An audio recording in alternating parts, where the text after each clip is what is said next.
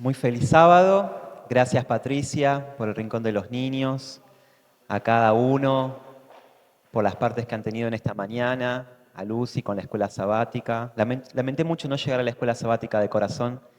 Les manda mucho cariño a Gaby. Ella tenía que viajar ayer de Salta para Buenos Aires, pero una de las provincias afectadas por la cancelación masiva de vuelos fue justamente los que venían de Salta a Buenos Aires, así que está tratando de concretar en lo inmediato un vuelo para poder viajar y ya poder estar otra vez acá en Buenos Aires. Vamos a abrir la palabra de Dios en el libro de Apocalipsis, que se convierte el libro de Apocalipsis, quizás en el libro, a mi opinión, que más Dios desea que pueda ser leído y que pueda ser comprendido. A veces leemos el Apocalipsis y no lo entendemos, pero necesitamos leer y necesitamos comprender. Y comprender es un desafío porque implica tomar tiempo, hacerse preguntas, investigar, buscar información, leer, ver videos en YouTube de personas autorizadas. Pero es necesario leer y comprender las dos cosas. La salvación llega por el corazón. Llega cuando le abrimos la puerta del corazón a Jesús. Pero en realidad, esas son palabras metafóricas.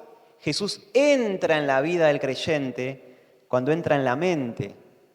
Cuando Jesús es conocido, es cuando Dios opera la salvación en la vida de uno. La manera de poder conocer a Jesús es un proceso, valga la redundancia, de conocimiento, de comprensión, de entendimiento. Es un proceso intelectual, con un corazón que se abre, con un corazón que confía. Quizás el papel del corazón a la hora de tener la relación con Jesús, el papel del corazón, cuando hablo el corazón me refiero a los sentimientos, tiene que ver con el papel de la confianza, confiar. Pero a Dios hay que conocerlo desde la palabra de Dios, desde la mente. Y ustedes saben que yo soy una persona que promuevo mucho la predicación, el tipo de liderazgo que considera mucho las formas, las relaciones, el cómo uno dice las cosas, el cómo conectar con las personas, quizás por mi forma de ser, porque encuentro que hoy en día la sociedad necesita de ser abrazada, de ser mimada. Pero lo real y cierto es que Dios tiene un tiempo de gracia y en ese tiempo de gracia Dios nos invita a conocerlo. Y conocerlo implica tomar decisiones. Conocerlo implica no estar con un pie acá y con un pie allá. Conocerlo a Jesús y seguir a Jesús no implica estoy a medias. Toco un poquito acá, toco un poquito allá. Conocerlo verdaderamente a Jesús y tener una relación con Jesús es una entrega total. Es vivir estando subyugados por el Rey Supremo. Es vivir para estar las 24 horas 100% a disposición del Rey Celestial. Es vivir nuestra mente buscando una lealtad constante ante el Rey del Universo. Es vivir aferrándome de todas las armaduras de Dios para vivir con honor la vida cristiana, con dignidad la vida cristiana. Y este es un gran desafío para el mundo cristiano hoy, que tiene una tendencia más a la tibieza, más al espíritu laodicense, ¿verdad? Apocalipsis capítulo número 3. Necesitamos entender que estamos en momentos donde necesitamos estar al 100% de lo que creemos. Y hoy en día, donde hay todo un movimiento cambiante en el mundo, en la geopolítica, en los movimientos religiosos, más que nunca necesitamos tomar partida. El mundo se está moviendo rápidamente y los tibios serán los que quedarán a un costado. Es más, los tibios serán absorbidos por un lado o por el otro. Por eso nosotros necesitamos entender los tiempos en los que vivimos y saber que no es momento de tibieza, saber que es momento de decisión. Por otro lado, más allá del momento histórico en los que vivimos, todos estamos teniendo la posibilidad de tener un par de años de vida, más, menos, solo Dios sabe, y esos son los años suficientes que Dios nos da para que podamos decidir por la vida o por la muerte. Así que no solo es por el tiempo en que vivimos, es por el valor de la vida.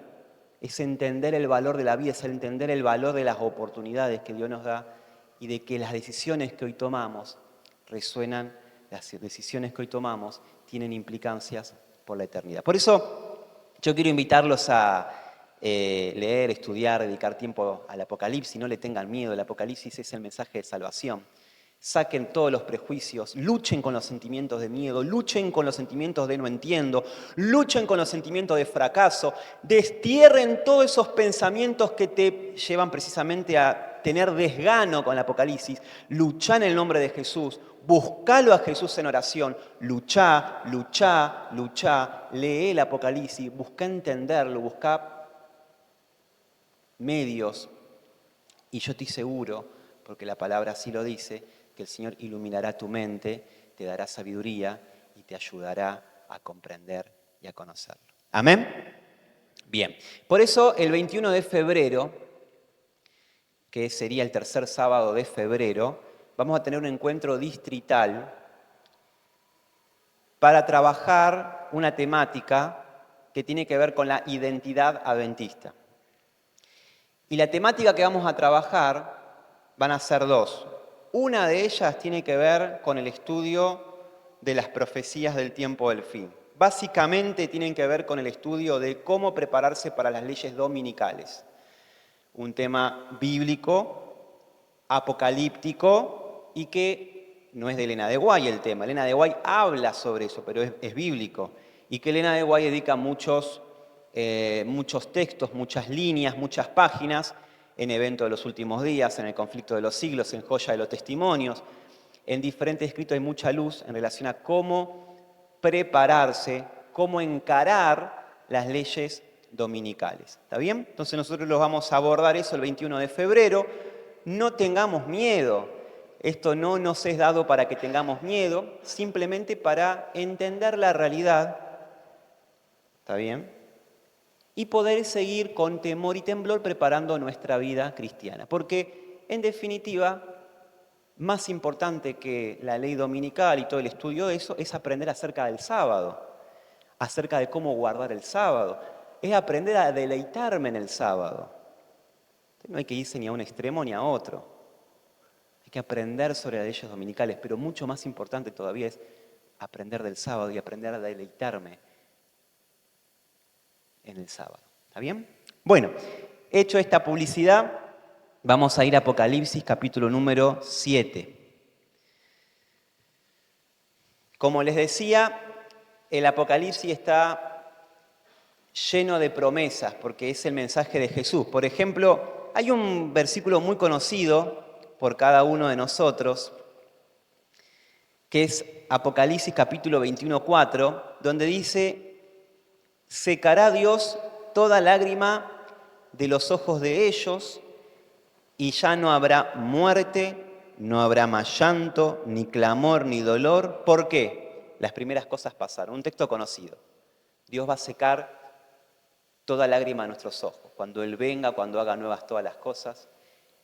Pero ¿saben qué? Curiosamente, leyendo el Apocalipsis, porque tengo que confesarles que en estos últimos tiempos Dios me está tocando mucho el corazón con la lectura del Apocalipsis. Leyendo el Apocalipsis me encontré que este texto ya se repetía en otra parte de este mismo libro, y precisamente en el capítulo 7, que les invité a buscar, versículo 17, tenemos la misma referencia. Dice el capítulo 7, versículo 17, porque el Cordero, ¿quién es el Cordero? Jesús, que está en medio del trono, los pastoreará. Miren qué linda imagen. Y los guiará a fuentes de aguas vivas. Y Dios secará toda lágrima de los ojos de ellos. No la tenía muchas veces leí el Apocalipsis, pero nunca lo había registrado que estaba acá, además del capítulo 21:4. Qué linda imagen de un Jesús que, aunque está en el trono, sigue interesado en nuestra vida, en nuestra lucha, en nuestras necesidades, en nuestros conflictos, y como pastor se presenta como el gran pastor que nos pastorea, que nos guía, que nos cuida, que nos lleva a fuentes de aguas vivas. Sí, Jesús quiere esa realidad para nosotros hoy. Y nos invita a llevar todo temor, a llevar toda angustia a Jesús. Y Jesús sabrá, como buen pastor, calmar cada ansiedad que tenemos, calmar cada temor que tenemos, calmar cada angustia. Él sabrá guiarnos, Él sabrá ser nuestro pastor. Amén. Apocalipsis capítulo 7 tiene un mensaje central, pero yo quiero detenernos en un énfasis que ha sido a veces por cuestiones de discusión teológica un motivo de conflicto, pero no hay conflicto cuando uno ve la explicación que la misma Biblia da de los símbolos y el contexto inmediato. Y tiene que ver con el sellamiento de los 144.000. Pero antes de meternos a ese tema muy sencillo de abordar a la luz de la Biblia, vamos a leer a partir del versículo 1. El sellamiento de los 144.000 están en el versículo 4, ya vamos a llegar. Nosotros vamos a leer a partir del versículo 1. Lo que me propongo con esta reflexión es poder destacar que este Jesús que nos pastorea a nosotros hoy, como recién citábamos de Apocalipsis 7:17, de la misma eficaz manera Jesús pastoreará a sus hijos y a sus hijas en el tiempo del fin. No los perderá de vista, no nos confundirá, no se traspapelará ninguna persona para Jesús. Jesús guiará a sus hijos, a sus hijas, guiará a su iglesia y la sellará, ahora después vamos a enfatizar ese término, la sellará para salvación y para redención. ¿Está bien? Entonces el objetivo, si se quiere, dicho en otras palabras, central, es ver a un Jesús que sigue interesado, como siempre a lo largo de la historia, por su iglesia, por sus hijos y por sus hijas, y que pastoreará, guiará hoy, en el tiempo de angustia, el tiempo del fin, y por la eternidad nos pastoreará. ¿Amén? Bueno, vamos entonces a leer a partir del versículo 1. Permiso. Después, versículo 1, después de esto, el que está escribiendo es Juan, después de esto. ¿Qué es después de esto? Bueno, Juan ya venía teniendo revelaciones. Yo voy a ir leyendo y pausando, ¿está bien? Después de esto, ¿qué revelaciones anteriores había tenido Juan? La revelación de los sellos. Yo le voy a pedir a Mati, le voy a hacer trabajar un poquito más a Mati, de lo que siempre trabaja muy bien, y que me busque dos imágenes. Una, el libro enrollado con los 7 sellos, y después una imagen con el sello de Dios. ¿Está bien? Se me ocurrió ahora como para ayudar a la imagen. Capítulo 6 presenta el capítulo de los sellos, que ya no se pierdan los cultos de oración, pero bueno, básicamente en los cultos últimos del año pasado que yo estuve, veníamos estudiando el Apocalipsis, estudiando un poquito el tema de los sellos, una introducción. Los 7 sellos son una revelación, la revelación de Dios de eventos que le iba a suceder a su iglesia a lo largo de toda la historia. ¿Está bien? Cuando Apocalipsis 7:1 dice, después de esto, lo que Juan está diciendo es, después de haber recibido la revelación de hechos que fueron sucediendo desde la época de los apóstoles hasta el tiempo del fin, a mí se me aparece otra cosa. ¿Está bien? Y entonces empieza a describir Juan, ¿qué es esto otro que se le empieza a aparecer?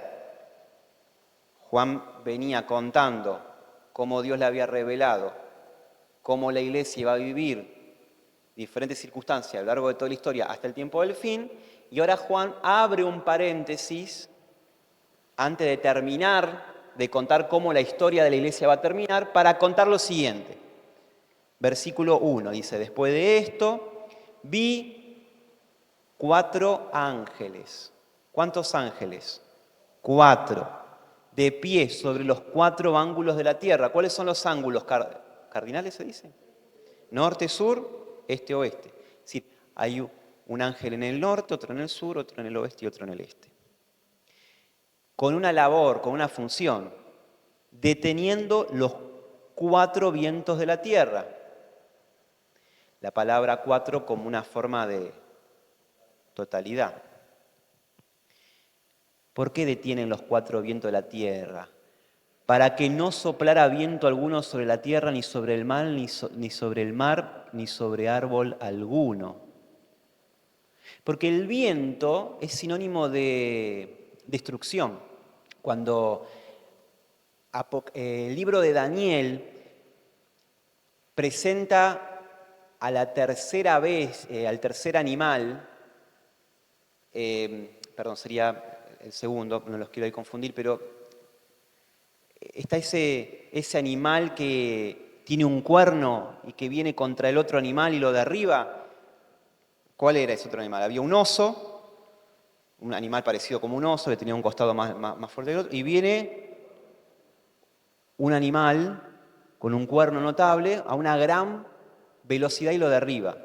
Cuando leemos Daniel, eso simboliza Grecia derroca a Medo-Persia. Y dice que ese animal que viene, ¿cómo vino? Rápido, dice que ni siquiera tocaba el piso, volaba, viento, fuerza, viento, destrucción. Sí, vino con una fuerza que destruyó todo Medo-Persia. Viento como símbolo de destrucción. Entonces, la función de estos 4 ángeles es detener la destrucción de la tierra. ¿Por qué? Porque Dios tenía algo que hacer todavía con su iglesia. Versículo número 2.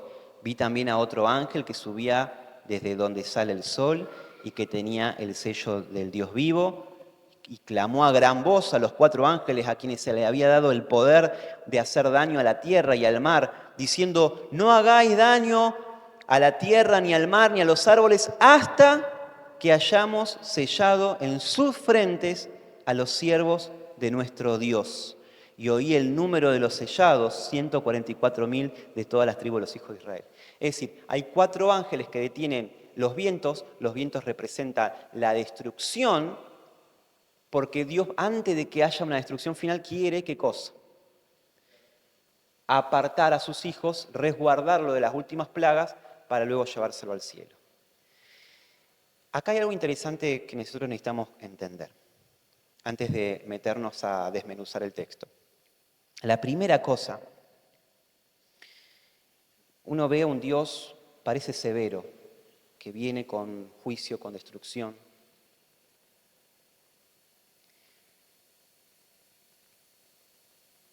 Y Dios ya en el pasado ha actuado, Sodoma y Gomorra, con una actitud de determinación,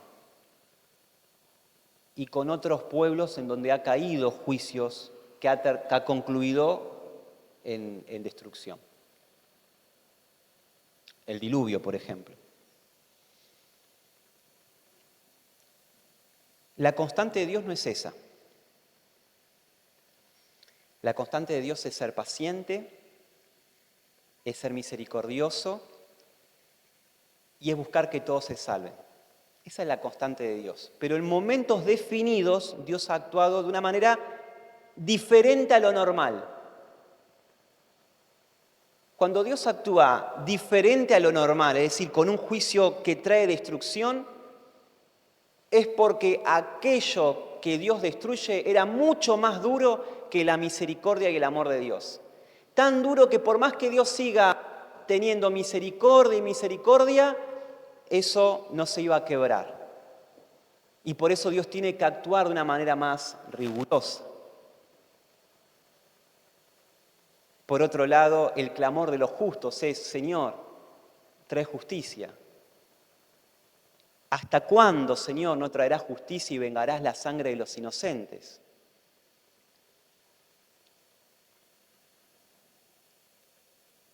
Ahora vamos a detenernos un poquito, de manera muy rápida, en el análisis del texto.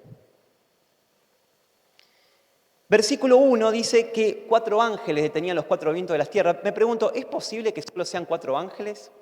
Como estamos en un sentido apocalíptico, 4 ángeles en un sentido simbólico.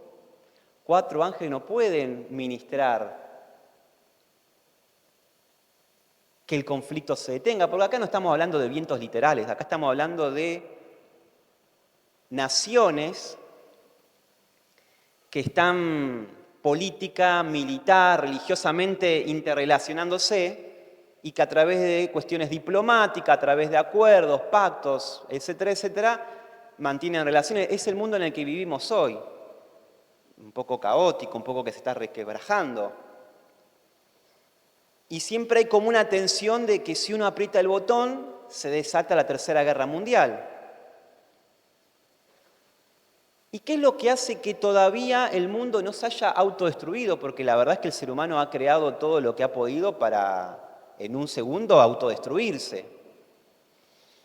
Es más, sigue atacando de manera abrupta a la naturaleza, que hace que la naturaleza haga todos estos cambios y estos movimientos que se están generando. De paso, Elena de Guay dice que el retiro de la gracia del Señor hace que de a poquito los vientos se vayan soltando. Dios está de a poquito retirando su gracia de la tierra. ¿Está bien? Pero bueno, ese es para otro tema. Entonces, cuando hablamos de ángeles que retienen los vientos, estamos hablando de ángeles que intervienen en las relaciones humanas, en las relaciones políticas, en los senados, en las cámaras de diputados de todo el mundo, para que esto todavía más o menos aguante hasta que se cumpla el tiempo de Dios y el sellamiento de los hijos de Dios. Por eso 4 ángeles no pueden ser suficientes para poder estar en todo el mundo tratando de que este mundo más o menos se mantenga. El texto bíblico dice, el ángel de Jehová acampa alrededor de los que le temen y los defienden. Cada uno tiene un ángel que acampa alrededor nuestro. Por lo tanto, 4 es un símbolo de cantidad que solamente Dios sabe de ángeles que han sido enviados, comisionados a este mundo para ministrar a este mundo para salvación. Ya explicamos a qué se refiere los vientos. Ahora el versículo 4 nos pone el propósito, para poder sellar a los hijos. No sé si tenemos la imagen, Mati. Una cosa son los 7 sellos y otra cosa es el sellamiento.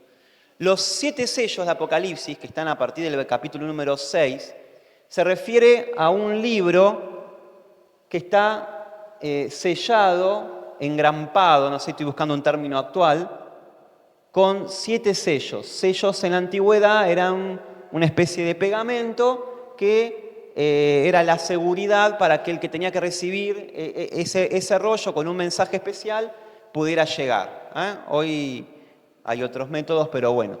Entonces los 7 sellos necesitan abrirse para poder leer. Dios tiene, cuando uno lee Apocalipsis capítulo número 5, este rollo está en el trono de Dios y este rollo contiene la solución de Dios para el ser humano.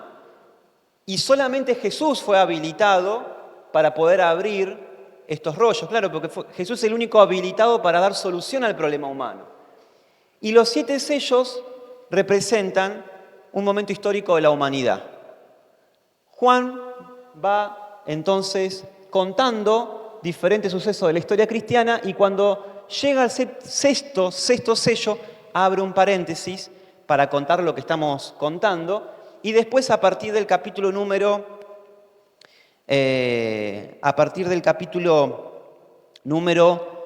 8 encontramos allí el 7º sello. ¿Está bien?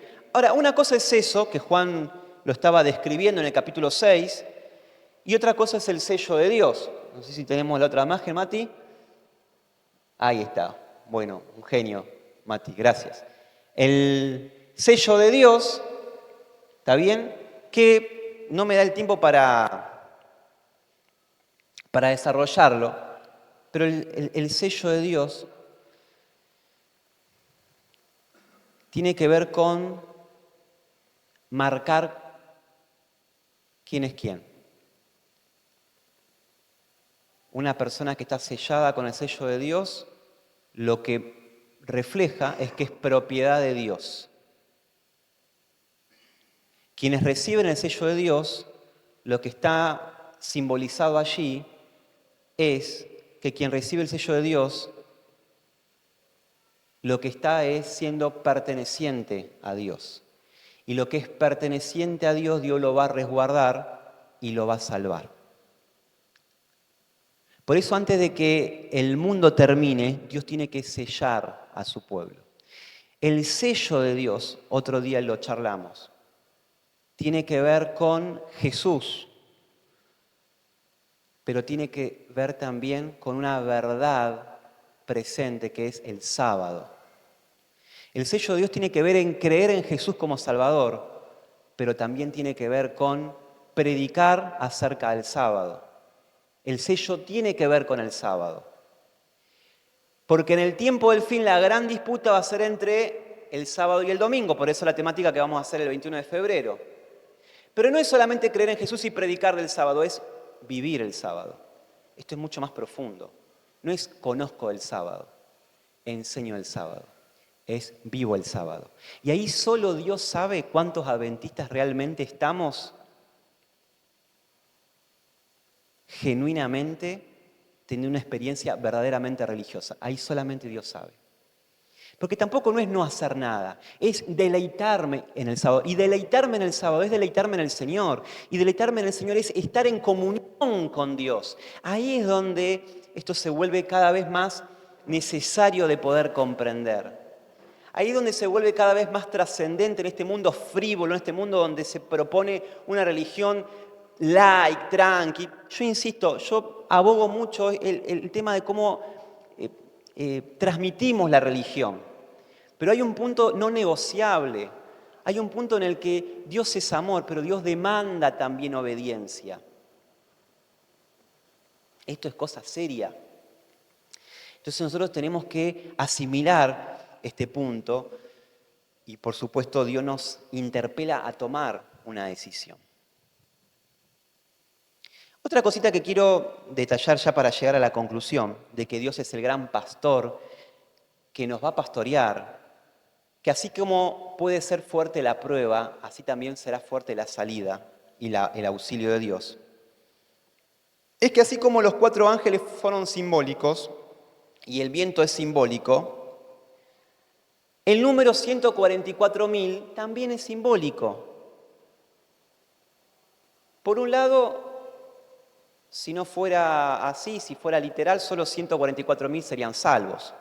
Por otro lado, uno podría decir, bueno, voy a luchar para estar dentro de 144.000. Por otro lado, el texto dice que los 144.000 eran de las tribus de Israel. Por otro lado, la mayoría, ni vos ni yo, que tenemos linaje israelita, estaríamos salvos por más santos que seamos. Sería algo solamente israelita. Bueno, eso tiene que ver mucho con la teología de los evangélicos, que tienen una teología dispensacionalista y futurista. Es decir, ellos dicen que todas las profecías que hay van a ocurrir en el futuro, no están ocurriendo en el desarrollo de la historia. Y por otro lado, dispensacionalista porque creen que el reino de Dios va a venir a la tierra y el centro va a ser Israel. Por eso hay tanta importancia en el Estado de Israel. El adventismo no es futurista, es historicista, es decir, vemos cómo las profecías se desarrollan a lo largo de la historia. Y no es dispensacionalista. El adventista, que es historicista, muestra cómo las profecías se van cumpliendo a lo largo de toda la historia y que esto no tiene que ver con un lugar específico, tiene que ver con un pueblo distribuido a lo largo de todo el mundo. El Israel del Nuevo Testamento es un Israel espiritual, no literal. Por eso los 144.000 es un símbolo ¿de qué? Del pueblo de Dios, que será resguardado, será sellado en el tiempo del fin. Y que ese sellamiento por el Espíritu Santo de alguna manera empieza a ocurrir cuando genuinamente tenemos una relación con Dios y nuestros nombres están escritos en el libro de la vida.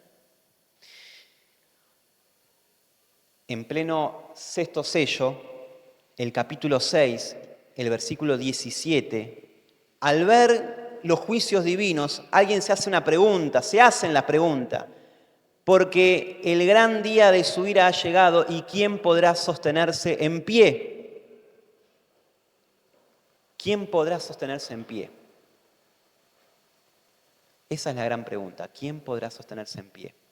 Ante el juicio divino, ante la justicia divina, ante la invitación. ¿Hay posibilidad realmente de mantenerse en pie?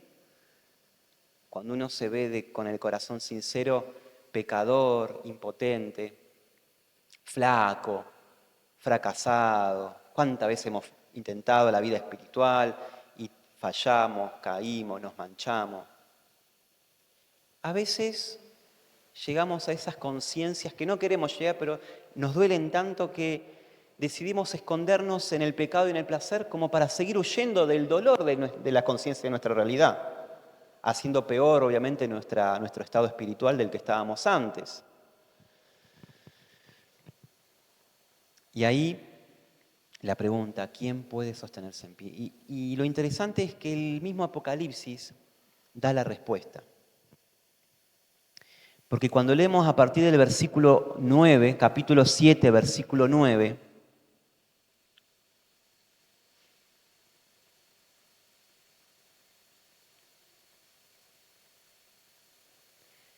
ya un interludio de la escena celestial, del trono celestial, de la iglesia ya en el cielo. Capítulo 7, versículo 9 dice, después de esto miré y vi una gran multitud, la cual nadie podía contar, de todas las naciones, tribus, pueblos y lenguas, estaban delante del trono y en la presencia del Cordero, vestidos de ropas blancas y con palmas en sus manos. Clamaban a gran voz, la salvación pertenece a nuestro Dios, que está sentado en el trono, y al Cordero, y todos los ángeles que estaban. ¿Cómo estaban los ángeles? En pie alrededor del trono, y de los ancianos y los 4 seres vivientes se postraron sobre sus rostros delante del trono y adoraron a Dios diciendo amén. La bendición, la gloria, la sabiduría, la acción de gracias, la honra, el poder, la fortaleza sean a nuestro Dios por los siglos de los siglos. Amén. Entonces uno de los ancianos habló diciéndome, esto que están vestidos de ropas blancas, ¿a quién son y de dónde han venido? Yo le dije, Señor, tú lo sabes. Él me dijo, estos son los que han salido de la gran tribulación, han lavado sus ropas y las han blanqueado en la sangre del Cordero. Por eso están delante del trono y los sirven día y noche en su templo. El que está sentado sobre el trono extenderá su tienda junto a ellos y ya no tendrán hambre ni sed y el sol no caerá más sobre ellos ni calor alguno, porque el Cordero que está en medio del trono los pastoreará, los guiará a fuentes de agua vivas y Dios enjugará toda lágrima a los ojos de ellos. ¿Estaban dónde? Delante del trono. Y estar delante del trono de Dios, a menos que se indique que se está postrado, es estar en pie delante del trono. Entonces, ¿quién puede, retomando la pregunta de Apocalipsis 6:17, sostenerse en pie ante el gran juicio divino? Aquellos que se dejaron pastorear por Jesús. Aquellos que en medio de la tribulación buscaron a Jesús y permitieron que la sangre de Jesús los blanqueara. Aquellos que a través de la fe de Jesús dejaron que Jesús los pueda vestir con ropas blancas, símbolos de justicia.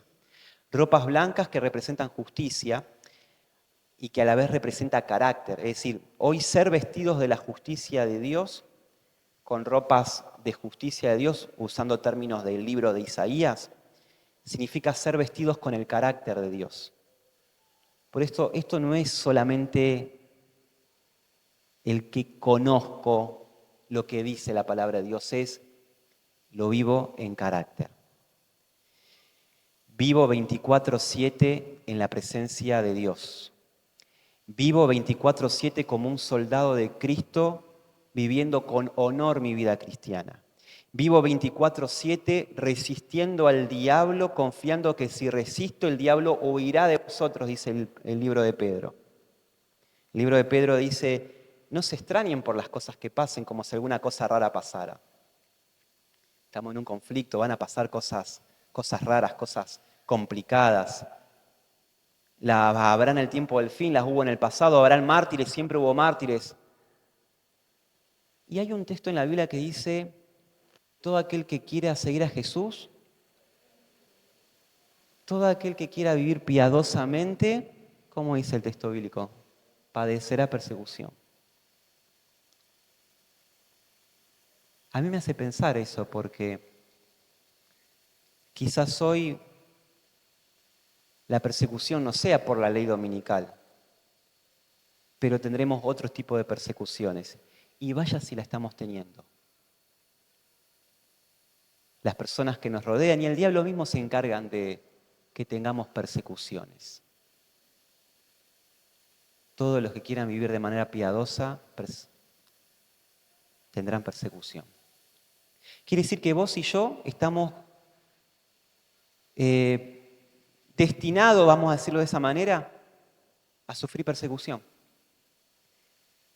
Y esto nos puede llevar a pensar, bueno, entonces me voy a alejar del cristianismo.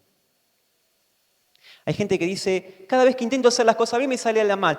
Sí, claro, porque todo el que quiera vivir piadosamente sufrirá persecución. Entonces hay otra tentación. Bueno, me alejo de la vida cristiana. Vas a sufrir persecución igual. Porque mientras estemos en este mundo, vamos a sufrir. El daño va a llegar, la muerte va a llegar, la enfermedad va a llegar, la traición va a llegar, la ansiedad va a llegar, la soledad va a llegar, el desprecio va a llegar, la violencia va a llegar. No hay garantía, no hay forma de escaparnos.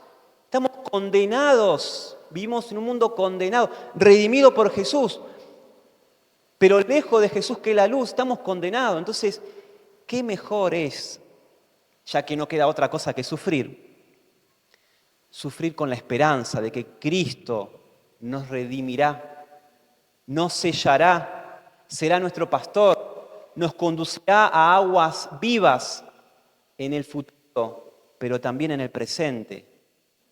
¿Cuánto mejor es sufrir por Jesús que sufrir solo en tristeza y desesperación? Por eso, la gran invitación que en el nombre de Jesús el Espíritu Santo nos hace en esta mañana es a la de ir al Cordero y conocerlo y abrirle la puerta del corazón. Apocalipsis 3, Él toca y llama. Y arrepentirnos. Como iglesia de Laodicense, a dejar el orgullo, a sufrir y a dolernos por nuestra condición, pero más que en centrarnos en nuestra condición, en mirar los méritos de Jesús. Y Él pastoreará, y Él irá calmando los temores, Él irá calmando las ansiedades, Él irá calmando las frustraciones.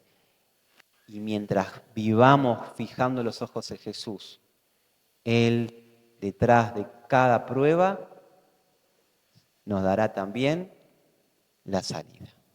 Que Dios los bendiga.